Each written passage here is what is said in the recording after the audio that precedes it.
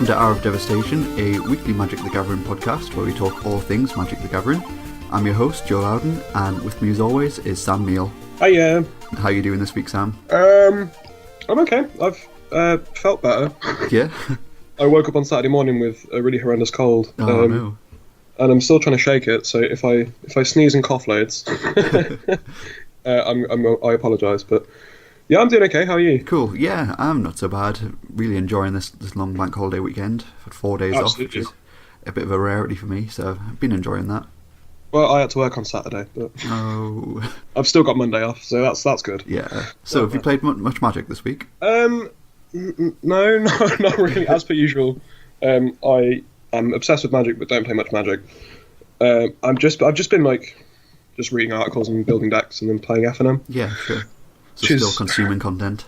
Oh yeah, that's all I do. I play 6 matches of Magic a week and read about 100 articles and watch 100 YouTube videos. So yeah, I think I'm about the same at the moment. Although I have been playing Arena quite a lot this week. Sweet. Okay. Are you still enjoying it? Yeah, as much as I was very negative on it last episode, and I still do feel quite negative towards it. Mm-hmm. It's a pretty good time sink, and I am trying to play as much of it as I can just to sort of get, be able to make a fair balanced opinion of it, really. It's maybe not as bad as I have felt about it, but it's just not great still. Currently, I saw you had some pretty ridiculous opens in terms of, was it the vault that you opened? Yeah, I finally opened the vault after days of grinding. Mm-hmm. Managed to open a Scarab God, a Hostage Taker, some other blue card I'll never play, and then a couple of wild cards, which are good. But I just wished it had an economy. I wish there was a trading system or a dusting system or anything. It just seems to be that is the major flaw with it, really. It's going to be very difficult to acquire the cards you need, even with things like wild cards. So currently, for example, I have a mythic wild card. Yeah. I don't really know what to do with it because I don't need any mythics for my deck. There's plenty of rares I need for my deck, but I can't trade that wild card in for a rare wild card. I can't, sort of dust it and maybe trade it for other things I need, or maybe even trade it back into gold to buy a pack. Yeah, there's been a lot of talk about that. I think there's been some people who've talked about maybe you're able to sort of dust I wouldn't be called dusting, I imagine, but trade your wild cards of different rarities into other ones. So you could trade a certain amount of rares up into a mythic, or you could I think at a certain point, if you really don't need the mythic, some people would be okay with just trading a mythic down into a rare wild card, right? Yeah, I would absolutely love to trade this mythic for just anything I would need. Settle the Wreckage would be great. My deck could do with another Settle the Wreckage. So what are you playing on Arena at the moment? So I'm playing a really budget, I guess, version of Blue-White Approach. Mm-hmm. Which is the deck I play in Standard as well. So for the past, ever since they relaunched with Armageddon Block, I have been playing with only one copy of Approach in my deck.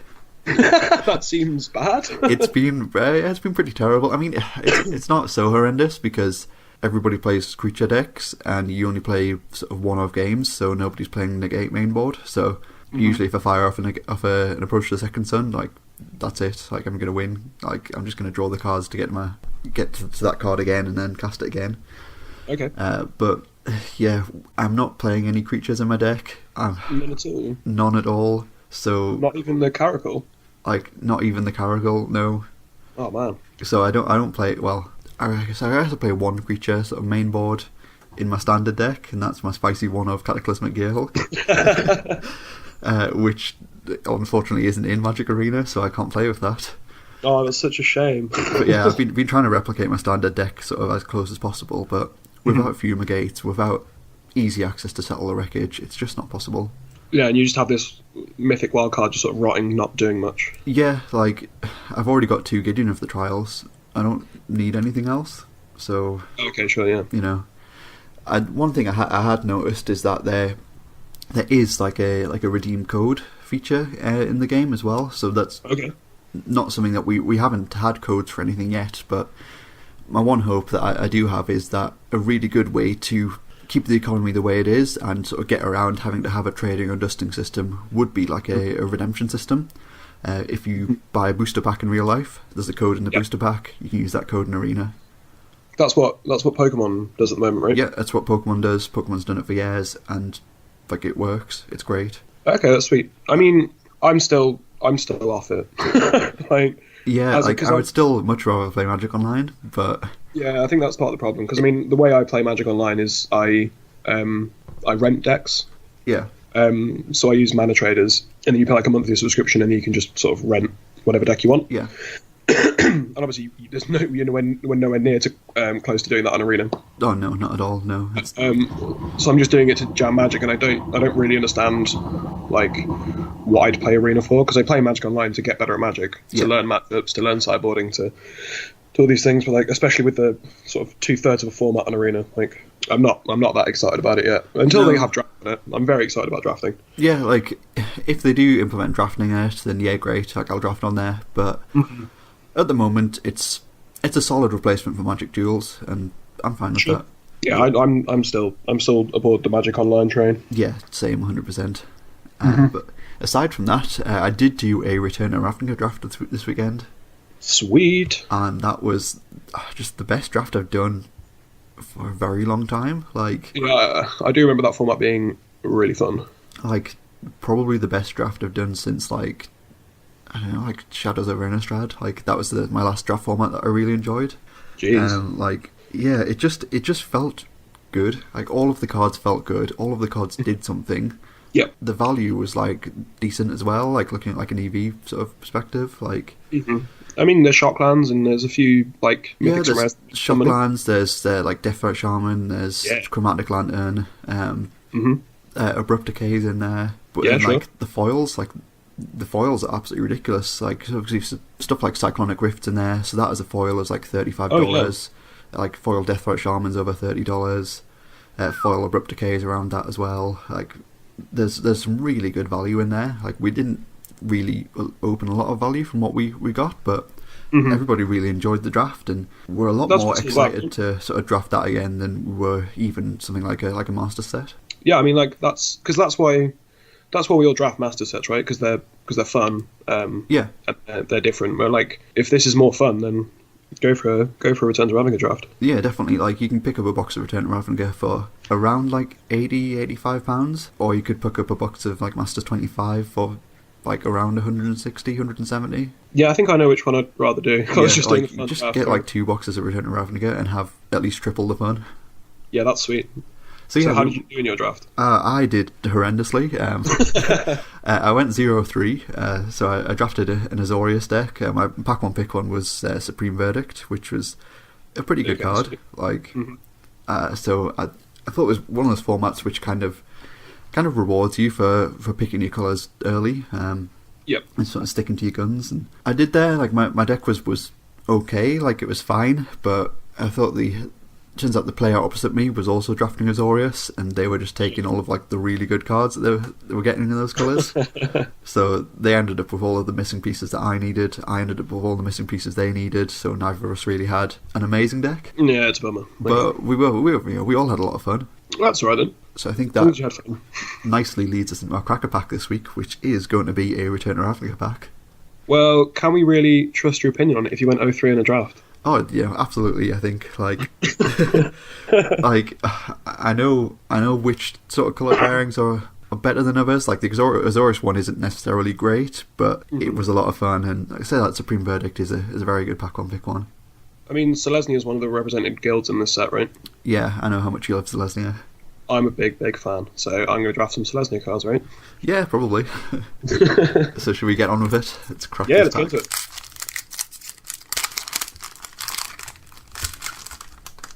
Oh, they've still got the new card smell as well. Really? Yeah. Awesome. Right, so we have, first out of the pack is a Golgari Guildgate. Sweet. So that's a land, it's a gate, and when it enters the battlefield tapped, and you can tap it for black or green.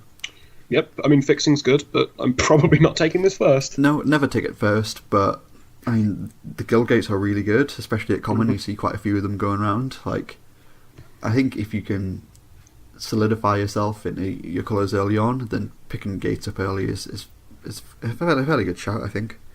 It's not Selesnya Guildgate, so we obviously need to move on. So after that, we've got Cancel. So that is 1 and 2 blue, counter target spell, and that's an instant. Yeah, I'm not playing this, I don't think. I mean, it's playable. Like, I wouldn't be disappointed to play it, but it's not going to be my first pick. Mm-hmm. I mean, I pick it over Golgari Guildgate first, but sure, yeah, it's not going to be the first pick in the end, I don't think. Mm-hmm. So after that, we have Sundering Growth. So that is, so it's 2 hybrid mana, so it's green and white, or green and white, and it's an instant. It's destroy target artifact or enchantment, and then populate. I used to think this card was busted. Yeah, like, it's probably fine in like some construct formats, but yeah, you're not really going to play them. Like, it's a really good sideboard card if somebody has like an artifact or enchantment that you really need to deal with. Yeah, I mean, it's just like, at the worst. Enchantments are definitely a theme. Yeah, I mean, it's a slightly harder to cast naturalize, right? Yeah, quite possibly. Yeah, just with a little bit of upside if you're in the token deck. But I mean, yeah, this is not. I mean, I don't think I'm picking this for a main deck, let alone pick one. Yeah, no, definitely not. So after that, we have Sluiceway Scorpion. So that is 2, a black and a green, and that's a 2/2 Scorpion with Death Touch, and it has Scavenge. So you pay 1 black and 1 green, and you exile it from your graveyard, and you put a number of +1/+1 counters equal to this card's power on target creature, and you scavenge only at sorcery speed. This is fine. Yeah. I'd pick this up to fill a curve, and it has reasonable value, I suppose, if you're playing a creature deck. Yeah, absolutely. Like, it has Death Touch, so it can block some sort of decent sized threats, and I think the scavenge mechanic is a little bit underrated. Like, yeah, I don't think it was pushed enough. No, I think it's something where once we do sort of go back to Ravnica, I'd like to see them sort of explore that a little bit more. Absolutely, because I mean, the only good scavenge card I can think of is Varol's, right? That's because it's cheating. Yeah, sure. Yeah, I think Sluiceway Scorpion is probably my pick at the moment over the Council. It's definitely better than Council. Yeah. After that, we have Concordia Pegasus. So that is 1 and a white for a Pegasus creature, and it's a 1/3 and it has flying. Filler. Fine. Yeah, like, it's fine. Like, I feel like it's not that bad, like, compared to like what you'd see at common level these days. Like a 2 mana 1/3 flyer for a common seems like pretty good, like, as far as like today's draft creatures go. Yeah, it's fine. Yeah, like, I mean, that's it. Like, it's fine. Like, it's nothing exciting, so I don't think that will be the pick here either. We're going to stick on the Scorpion. Yep. So after that, we have Destroy the Evidence. That is 4 and a black for a sorcery, and that says destroy target land. Its controller reveals cards from the top of his or her library until he or she reveals a land card, then puts those cards into his or her graveyard. No. No. Again, no. No. Just a straight no. Like, you can make a mill deck. Like, milling is definitely a sub theme, but sure, yeah. Not as a pack one pick one. No, I mean, I don't understand this card at all. After that, we have a Stonefair Crocodile. So it's 3 mana. It's 2 and a green for a 3/2 Crocodile, and it has 2 and a black. Stonefair Crocodile gains lifelink until end of turn. Yeah, it's okay. It's a bit slow. Yeah, like, again, it's fine. I think I might probably pick it over the Sluiceway Scorpion, just because it gives you a little bit more flexibility on the casting cost. 3 mana 3/2, and you're only. Well, I suppose, like, I'd play this in a green deck just to fill it out, and then if you're playing black, that's good. Yeah. Sure, it's not going to be the first pick, but I think I would pick it over the Scorpion. Sure, okay, that makes sense. After that, we have a Gorehouse Chainwalker. Yeah. There's 1 and a red for a 2/1 Human Warrior, which has Unleash. So you may have this creature enter the battlefield with a +1/+1 counter on it. It can't block as long as it has a +1/+1 counter on it. It's quite sweet. Yeah, it's just good. Like, it's a 2 mana 3/2 essentially. In the kind of decks that you want to be playing this in, you're not really looking to block. You just want to get really aggro and attack as fast and as early as possible. Yeah, I mean, when I cube, if this is in the cube, I rate this fairly highly in the rest of red decks. Yeah, I'm fine taking it here. Yeah, definitely. It's going to be my first pick at this point as well. I do find the Rakdos decks do perform quite well in this format. Yeah, just super aggressive. So it's definitely the pick here so far.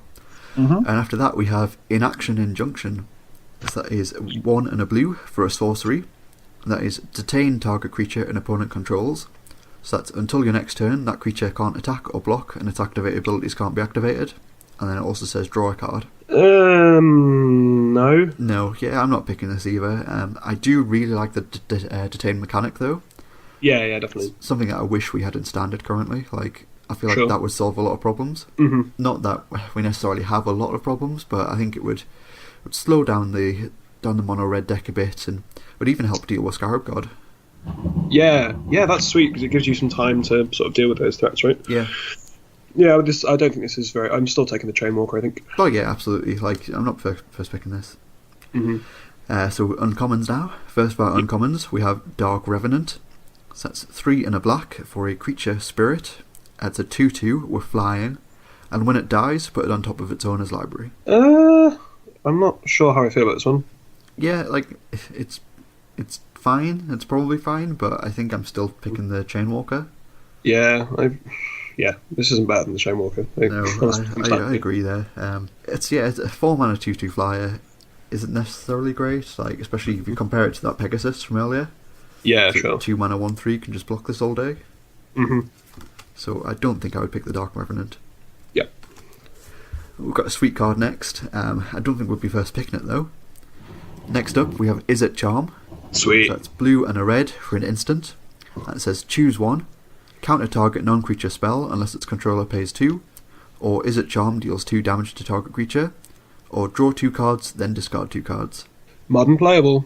Yeah, and I love this card in Cube. Absolutely love this card in Cube, but it's sweet. I don't think it's very playable in this draft format. I mean, it's a card spell you can play in a Bloodbraid off deck. Yeah, true. That's why I like it. Yeah. No, I don't think it's good here though. Definitely not the pick. After that, we come to our last uncommon. We have Soul Sworn Spirit. Mm-hmm. So that is 3 and a blue for a 2/1 creature spirit. And it says Soul Sworn Spirit is unblockable. And when it enters the battlefield, detain target creature an opponent controls. No. Yeah, like, I picked up one copy of it for my deck on Saturday when we drafted, but I didn't first pick it, and I'm not going to first pick it here. Sure. So we're still on the Chainwalker. Yeah, still on the Chainwalker, definitely. Mm-hmm. So let's see if our rare changes that. Yep. Oh, our rare is Precinct Captain. Ooh. Precinct Captain is pretty good. So it is 2 white for a human soldier. It's a 2/2 with first strike. And whenever it deals combat damage to a player, put a 1/1 white soldier creature token onto the battlefield. I like this card. Yeah, I like Precinct Captain as well. I think it's probably going to be my pick. Yeah, I like... Because I think... Well, I mean, Chainwalker was like a 2-mana aggressive creature, right? Yeah. And this still fills that slot. Yeah, for sure. Plus it also has first strike. Yeah, exactly. So it blocks really well. Yeah, I mean, it blocks a Chainwalker and kills it. Yeah, it's sweet. Yeah. I think Precinct Captain is probably going to be the pick here. But we do have one card left to go. There is a foil in the pack. Oh, there's a foil. It is, yeah. Sweet. It's a Sewer Shambler. Oh. It's 2 and a black for a zombie creature with Swamp Walk. It's a 2/1. And then it has Scavenge for 2 and a black.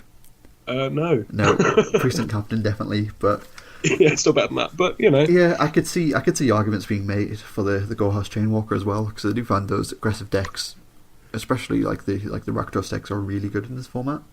Yeah, definitely. Okay, cool. So yeah, Precinct Captain will be my pack 1 pick 1 this week. Sweet. So something else we've noticed it's been quite big in the news of Magic this week is there was an incident at a Star City event last weekend. I'm not going to name the players involved because you could just Google it to find out who they are if you really wanted to, and they have received quite a lot of say messages over to various social media sites, and you know, I kind of don't want to draw any more attention to the players involved than already has been. But there was an incident where on camera, 2 players, well, one of the players refused to shake the other player's hand after they played their match. There's been a lot of discussion around this, and so I think this week we kind of just wanted to talk a bit about just respect and showing respect sort of towards each other while you're playing a game. I think it's easy to sort of, when you're playing Magic, to get wrapped up in your own head, right? Like, yeah, for sure.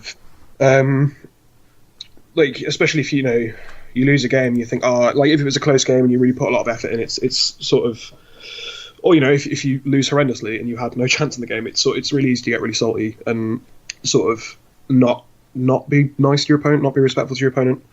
Yeah, for sure. Because especially at like a competitive event, so competitive level play, you know, it's called competitive for a reason. Like, you are you're trying to win. It's not a casual setting.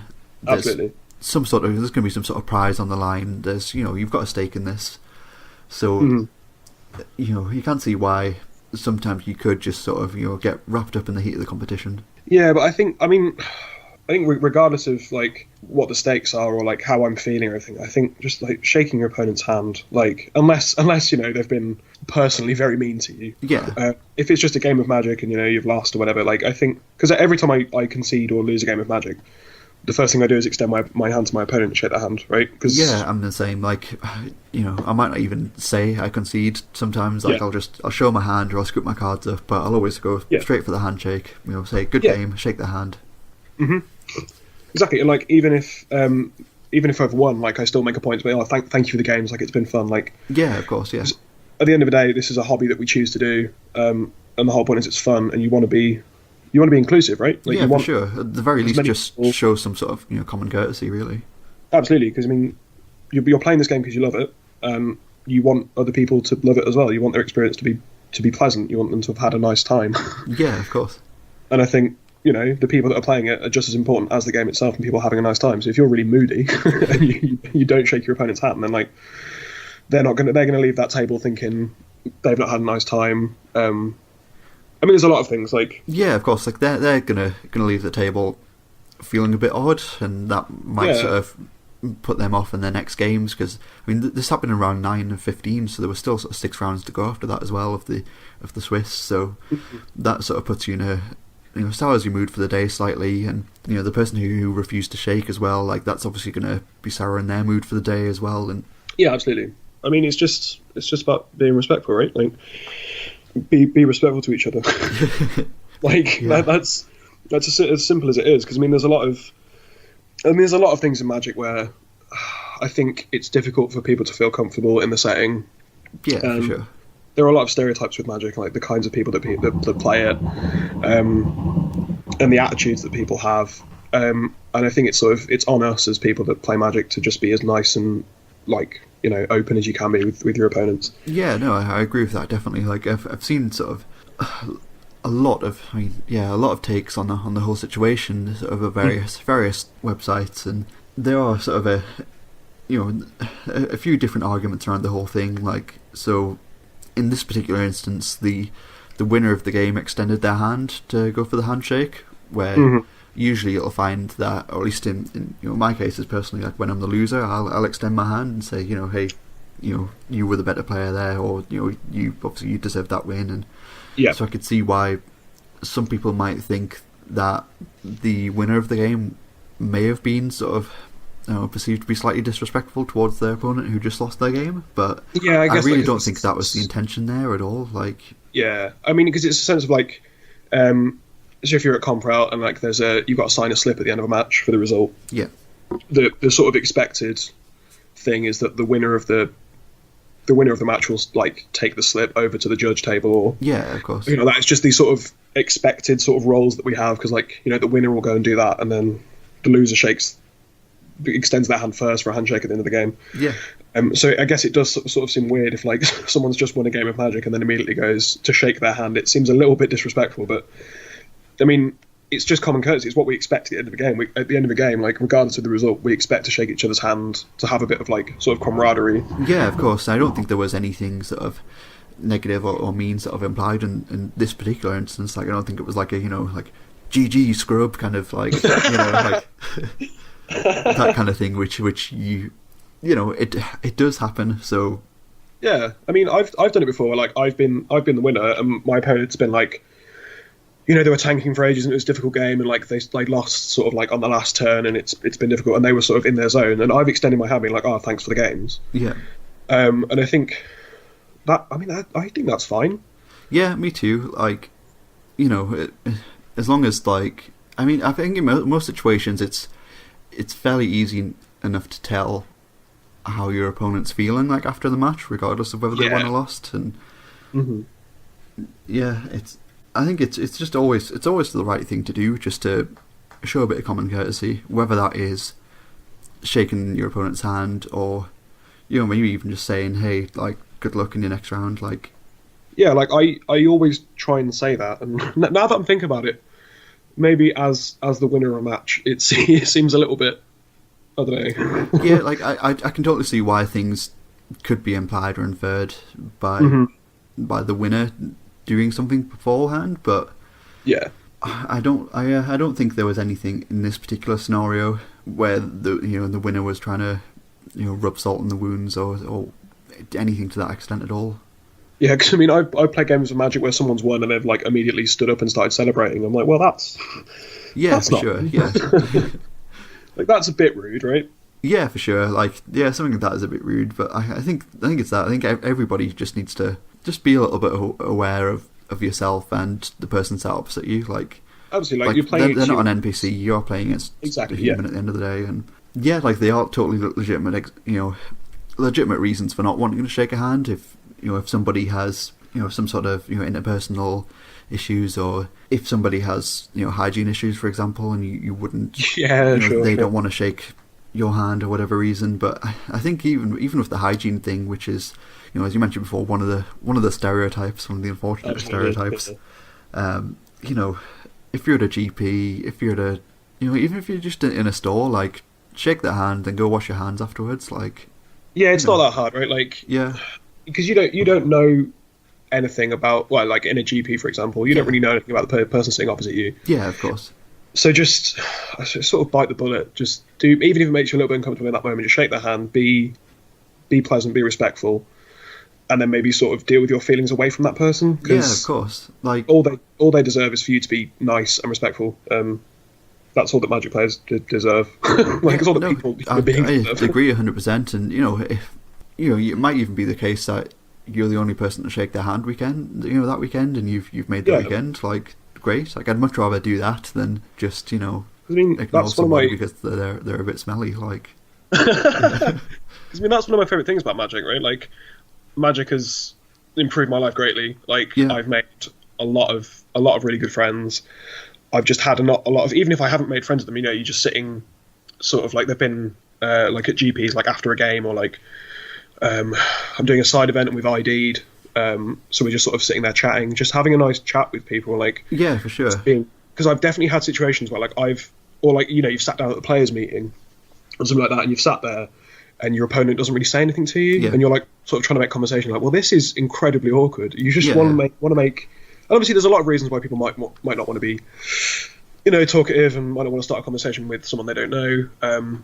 But I think the whole point is just be as sort of engaging and as welcoming as you can be.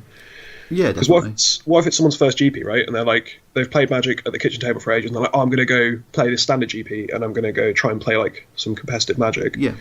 And then the first match of the day, they have some guy who's like really pompous, thinks they're really good, beats them, and then just like isn't very sporting, and then just gets them and leaves the table. It's like, that's not what you want. That's not what Magic's about. Like, no, for sure. So my very first GP, for example, it was was it GP? It was GP London. I think it was 2015 or 2016. It was the one that Star City Games hosted in London. I was like, I wasn't a good Magic player at the time. Like, I was still sort of really new to competitive play, like brand new to competitive play, really. I was great at that point in time. It was not long after Neal Lawson had won the Pro Tour with Mono Red, so I ended up just buying the bits for his Pro Tour winning deck that I didn't have, and I was like, I'm going to play that deck, and went like 0-5 in the main event. And, it was horrendous. But after that, there was like a bounce back sort of second chance event where you had like double prizes if you played in the main event. So I entered that, and I think I went 1-2 in that. But in that one, like, I felt like I saw sort of every end of the spectrum, really. So we had like the first match, the two of us kind of didn't really say much. It was just like how did the main event go? Oh yeah, I lost. Yeah, me too. Oh, well, it's my first GP. This, that. Played a game. That was it. Done.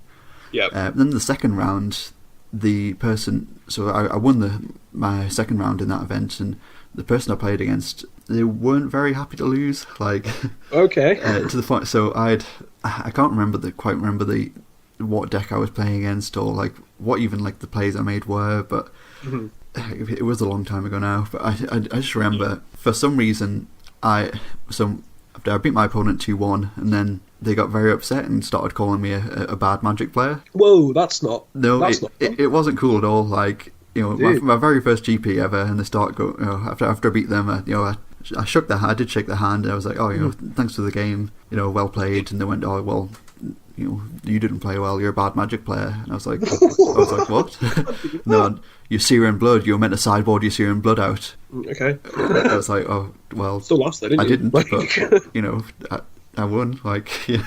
Exactly right. So it felt really awkward and really weird. Like, just to have somebody sat there like saying I was bad at Magic. Like, you know, admittedly, I was bad at Magic at the time, but you know. You don't say that, right? Yeah, you don't say that to your opponent at a GP who just beats you, like, you know.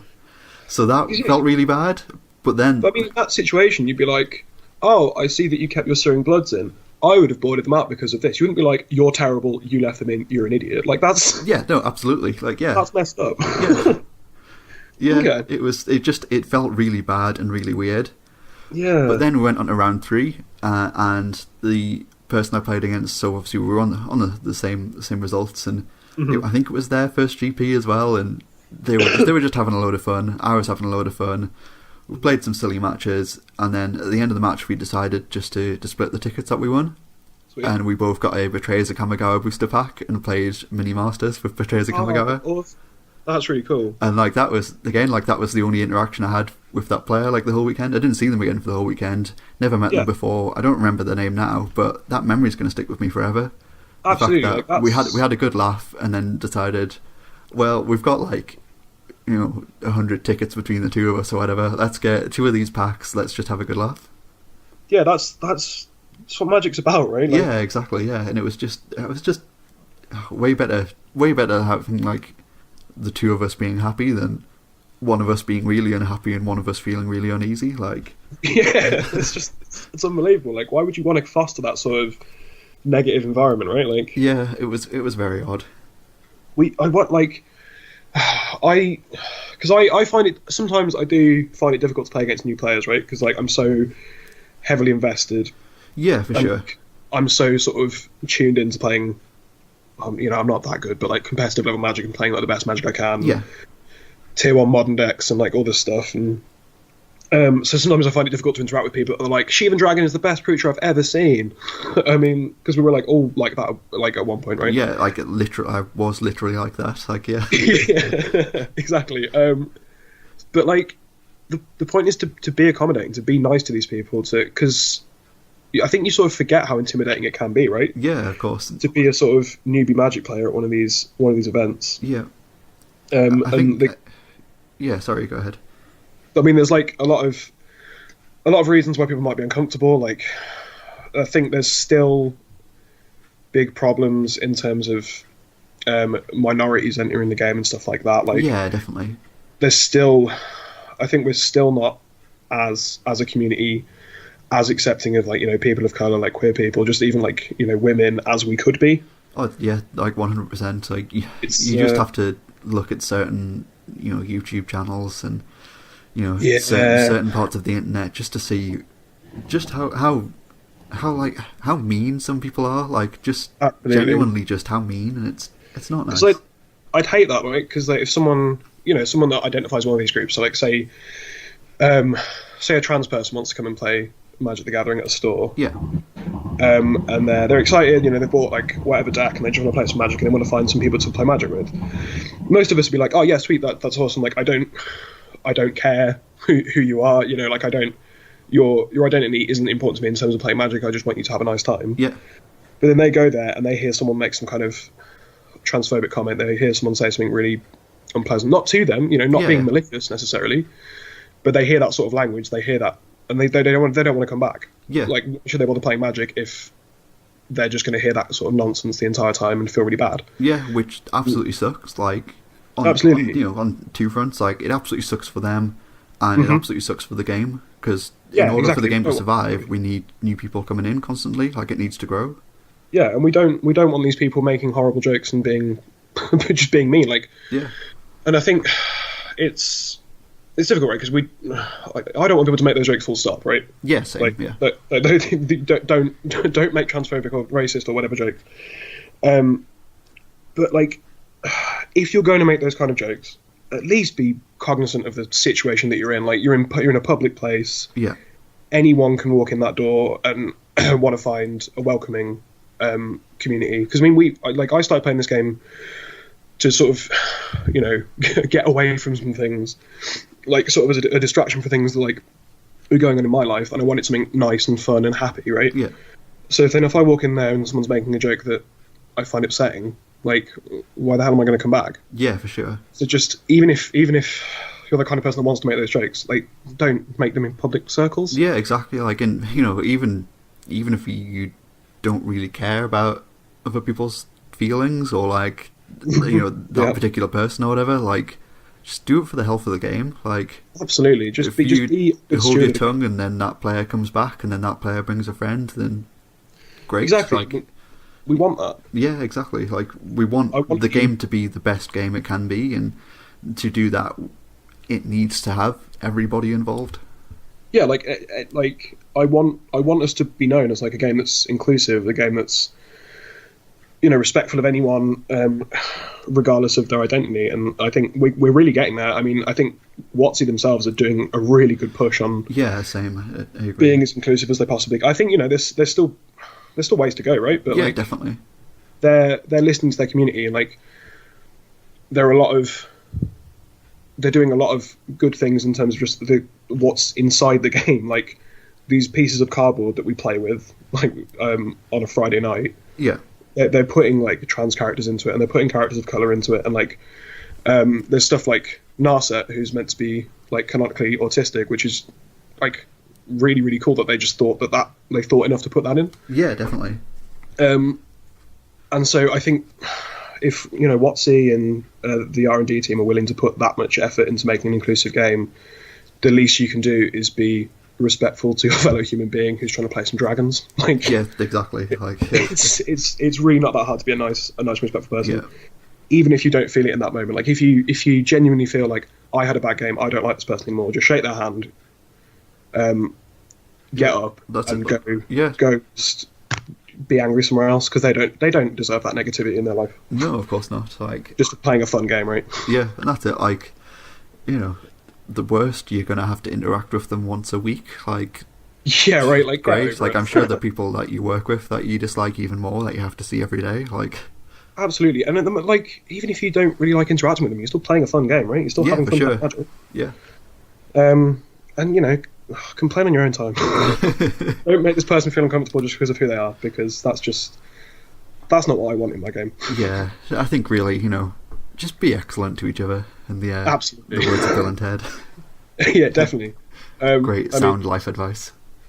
Just be excellent to each other. That's it. Like, I mean, I could go on about this for ages, and I think people that regularly interact with me in real life will know that I could talk about this for absolutely hours. Yeah, sure. But I think our point is just be nice, just shake their hand, just be a good person. Yeah, and if you can't be a good person, just try to be for the sake of the game. Absolutely, just be nice, just be cognizant of your behaviour. Like, yeah, if you've said something that you think, oh man, someone might be upset by that, don't be like, oh well, be like, oh man, I didn't mean to. Oh god. Anyway, like I said, I could be on this for ages. Be excellent to each other, right? Yeah, for sure. So, moving on from that. Good call. Move on. It's time for card of the week. Yeah. So my card of the week this week is a card that I played in the Return to Ravnica draft. Sweet. It's a card that I am currently thinking about trying to fit into a Lantern control deck. Wrong. Probably. This is Azor's Elocutors. Yeah. So it is 3, and then it's 2 hybrid mana, so it's white and blue, white and blue. For a creature, a human advisor, and it's a 3/5, so 5 mana 3/5. That's fine. But then it has some very interesting text in it. Is at the beginning of your upkeep, put a filibuster counter on Azor's Elocutors. Sweet. Then, if Azor's Elocutors has 5 or more filibuster counters on it, you win the game. But whenever a source deals damage to you, remove a filibuster counter from Azor's Elocutors. Sick. It says win the game on it. It does. It says win the game on it, which I like. Like, I quite like alternative win cons, like, if you haven't guessed by now. Yeah. I mean, I think this card is horrendously bad. Like, it probably is. Like, it really probably is. So it didn't win me any games in the Return to Ravnica draft. It almost did. Like, there were multiple times where it had 4 filibuster counters on, but you died. Yeah, they just, for whatever reason, they just got there, and it just didn't quite work. But yeah, I mean, there are definitely sort of build around shells and definitely things you can do. So in Modern, for example, like Lantern Control has a lot of turns where nothing happens, essentially. Like, especially if you've got bridge out, right? Yeah, exactly. And you got ensnaring bridge out. You're controlling your opponent's draws. You just, they're just drawing land, or they're not drawing the land they need, and they're just drawing their creatures that they can't cast. Like, there's plenty of games I've had where 5 turns have gone by and nothing's happened. Yeah. And I just feel like maybe it might be a bit of a, it's probably just a meme, but it might be it might be like a spicy one-off to speed up the wins in Lantern Control. I mean, I've seen people playing all sorts of nonsense in Lantern decks, so why not this, right? Yeah, I did briefly play a blue-white Lantern deck in Legacy that was running an Isochron Scepter Silence package as well. Ugh, that sounds miserable. It was. It was miserable, and it also just wasn't very good. Sure, okay. But I mean, I like playing this card in my Azor theme EDH deck. Yeah, for sure. Like, that's probably the best place to play it, maybe. Yeah, probably. There's some sort of like political commander deck, but yeah, I'm just playing those Azorius cards. Sure. It's definitely my card of the week this week. Yeah, it's not necessarily a great card, but it's definitely a fun card and an interesting card. Yeah, absolutely. And I mean, it's a combo with my card of the week. Yeah, and what is your card of the week? I'd say combo. my card of the week is Bring to Light. And why is that your card of the week? Because I played a really sweet deck with it at F&M, and I'm really excited about it. Cool. So do you want to run through what Bring to Light does for anybody who has never seen that card? Oh, you should have seen it. It's like the best card ever. Yeah, that playable from Battle for Zendikar. Battle for Zendikar. It is 3, a green, and a blue. Yeah. For 3. It has Converge. Yep. Search your library for a creature, instant, or sorcery card with converted mana cost less than or equal to the number of colours of mana spent to cast Bring to Light. Exile that card, then shuffle your library, and you may cast that card without paying its mana cost. Yeah, I remember a lot of hype being around this card once it was spoiled, and when it first came out, there were quite a few people trying to brew with it, but I feel like it never quite got there. No, like this card, I mean, it's just weird, right? Like, because it sort of works like a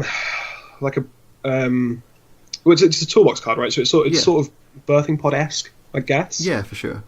And I mean, there are some Escape Shift decks where you just splash a 4th colour and you get to tutor for cards like Wrath of God or Damnation. Yeah.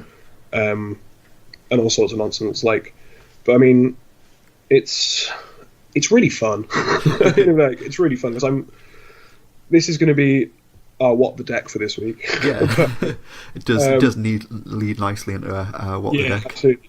I mean, this is the deck that I'm playing because I've been playing some zoo decks, I've been playing some company decks, and I was like, well, this is good and all, and I'm winning some games, and Bloodbraid Elf into Lightning Helix is sweet, but I want to do some nonsense. Like, what's the point in F&M if you're not doing absolute nonsense? Yep, and 5-colour Bring to Light is pretty nonsensical. 5-colour Trade Binder. Yeah. That's what I'm calling this deck, because it's... I found a list it's from the competitive Modern League on Modo. So it went 5-0, which is exactly good. This deck is clearly amazing, because it went 5-0. And it's by a user called J65536D. Oh yeah, that famous user. Yeah, it really rolls off the tongue. So I mean, this deck, like, so if you go through, like, the 4 obs and the whatever, it's pretty stock in terms of that. So you got 4 Arbor Elves. Yeah. You got 4 Utopia Spells to go with the Arbor Elves. Yeah. 4 Birds of Paradise, 4 Wall of Omens, 4 Restoration Angels. Yeah. 3 Jace the Mind Sculptor. Yeah. Because he's got to see playing some deck, right? Like, it's the card is very good. I don't really know exactly how good or impactful it's actually being in Modern, but in a vacuum, the card's great. I literally won a game by ultimating the other day. Yeah, sweet. So that's a first. And then you've got 4 Brain Light, and then you just have basically one-ofs any card that you possibly want. Yeah.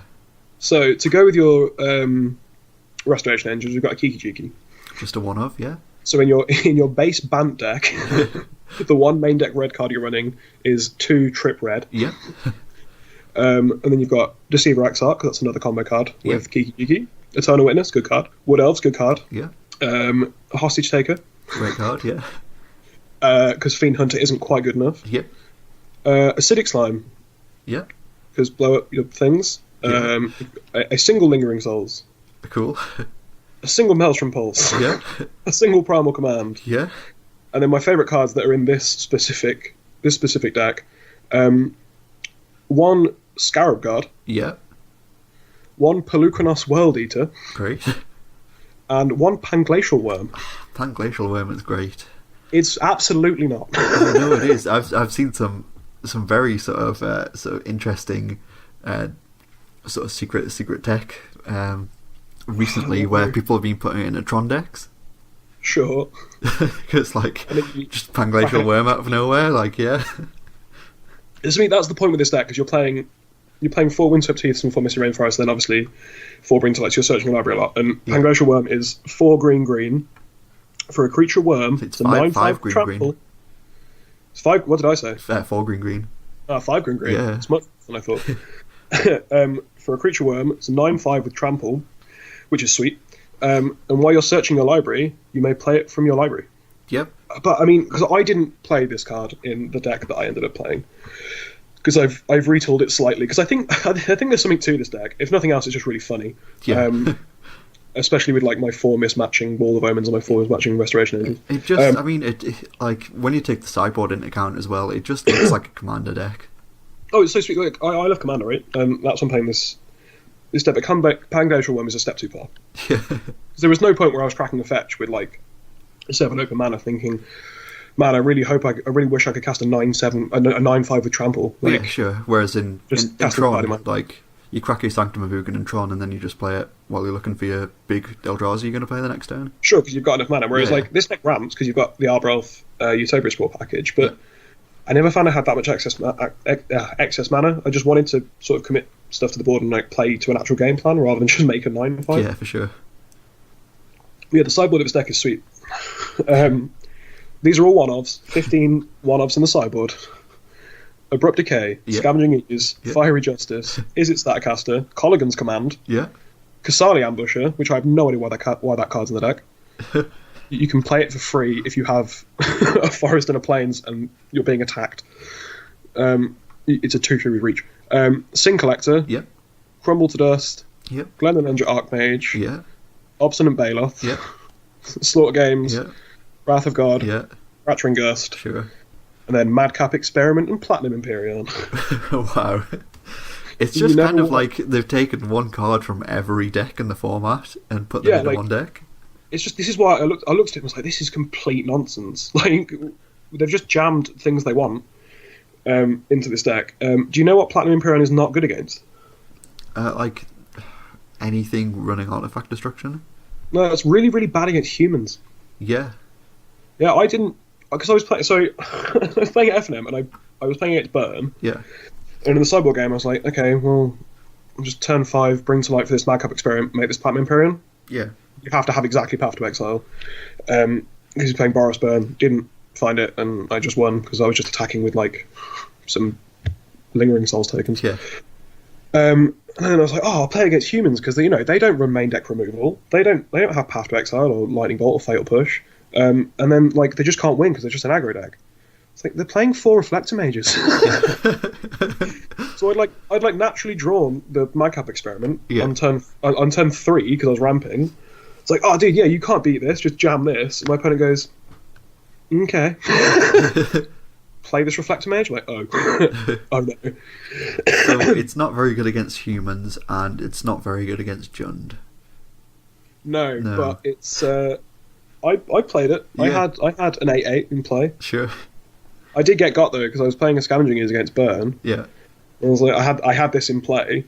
End of turn, eat this creature again, and my opponent goes, no. The life total can't change. Oh. Yeah, this deck is absolute nonsense. It's It's absolutely fantastic. Yeah, like, how does it feel playing? Like, how did you use it? It's so fun. Yeah. You just go, like, you play some ramp, and then you just shoot it for anything. I mean, I think from this exact list that I think J65536D has run back in a couple of leagues and like 5-0'd with it. Yeah. I'm not sure about some of the card choices, like Scarab Guard. Like, I was excited because I own a Scarab Guard and was like, sure, I'll jam it in this deck. Yeah, I mean, the card's great in standard, and it's just so slow. Like, I don't think it's particularly good, but like, I think you need like a main deck Wrath effect, like a main deck Supreme Verdict or something, because there's certain like aggro games, like game 1 against Pyromancer, for example. I was like, I just have no game. I'm like, shoot for this Primal Command, gain 7 life. Yeah. Like, it really doesn't do much. But then you have access to Wrath God on the sideboard. I think stuff like that, and like maybe just like a Thragtusk or something in the main deck. This is like a threat that you just jam, and then, obviously you're playing Restoration Angel anyway, so like combos for days. Yeah, I mean, Thragtusk in place of the Plan Glacial Worm just seems like a good idea. Like, I was playing Avalanche Riders. Yeah, okay. Because like a lot of people play Tron at FNM. I didn't play against any. But yeah, I think just play some of these cards, but it feels great. It's complete nonsense. Like you said, it's like playing an EDH deck. Yeah, I mean, it just looks like it looks like a singleton deck. Yeah, like, I mean, I'm playing in KMC hard sleeves. So my deck is roughly twice the size of everyone else's deck. Nice. So I was sitting down at this modern FNM and like, are you actually playing Commander? You've gone Arbor Elf, Birds of Paradise, Maelstrom Pulse, Bring to Light. Are you actually playing EDH? I'm like, yeah. It's the kind of Magic I want to play. Amazing. But yeah, this deck is great and terrible at the same time because it's just playing loads of bad cards. It's really bad. So yeah, I think that pretty much does it for this week. We do have some news on our sort of social media and website front that we're going to talk about for a little bit. Oh yeah, we've decided to actually start taking this podcast seriously, right? Yeah, for sure. Like, I've been fairly happy with the number of listens we've been getting, and I thought, hey, a great way to sort of get our content out more and get it out there across the web would be if we launch a sort of full frontal social media assault, I guess. So we're gonna have we've got a Twitter page and we're gonna have a Facebook page as well. And then we'll also be launching a website where we'll host the episodes of our podcast, but then we're also going to be writing articles for there as well. Yeah, just like trying to put as much content out there as we can.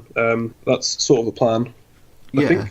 Definitely. So our Twitter is HOFDcast, so at HOFDcast, if you want to follow us on there. Yeah, for sure. And our website is hofdcast.com. That should be going live at some point this week. Where are you actually getting the domain? Yeah, actually going to get the domain and everything. Going to be .com. Dude, we're so proper. Yeah, we couldn't get Hour of Devastation because obviously Wizards of the Coast own that. Oh man. Also, I mean, like, if you want to follow me specifically, you can follow me at Neal69. Hey. Where I post basically nothing. Yeah, you can follow me at Peach Garden Oath, and that's Oath with an F, not like the protein. Yeah, I mean, I don't really post anything. Like I might post a meme once a week or something, but yeah, you post the podcast every week. That's fine. That's enough. Yeah, I do. Yeah, I mean, well, I've got it just set to auto post, so I don't post the podcast every week. Oh, so you don't use Twitter? Oh, fine. I don't really use Twitter as much as I should, but it's something that I'm getting to grips with a little bit more, and we're definitely going to be using it more in the future. Yeah, definitely. We just want to get as much content out there as possible, and I just appreciate anyone that's bothering to listen every week. Absolutely. Yeah, you can also any email question, anything you can email in as well. HOFDcast@gmail.com. Is that correct? That is our email address. Hey, you got it right. Hey, fantastic. Maybe I'll send an email later on. Man, we'll get this patted down by give us till episode 20, and this thing at the end with giving out all the social media details will be absolutely perfect. Yeah, for sure. And we'll know everything. So look for HOFDcast.com. It should be launching some point this week if all things go to plan. If not, it should be sort of fairly shortly after that. We're going to have various articles. So we do have one coming up about build around commanders from Dominaria, and also returning mechanics we would like to see in Ravnica when we do eventually go back to that plane. Yeah, because we're definitely going back there, right? Because of the story. Yeah, absolutely. We must be. What was the there was a bit of a story, like it was a while ago now, like during the Ixalan story. What was the thing that like gave it away that we were going back to Ravnica? It seems to be. There's been quite a few things in the story that have sort of tied it back to Ravnica. Obviously, you had the great reveal at the end of Hour of Devastation that Valzeric's been working with Nicol Bolas. So cool, cool.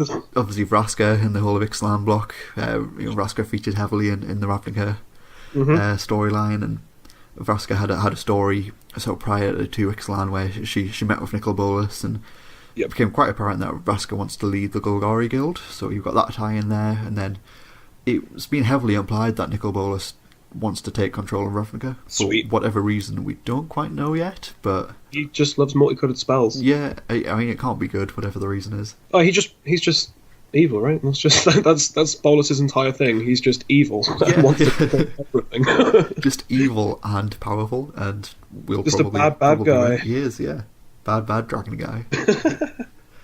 But yeah, speaking of Bolas, I think it's about all we have time for this week. The God Pharaoh has returned once again. We'll see you next week on Hour of Devastation. Bye.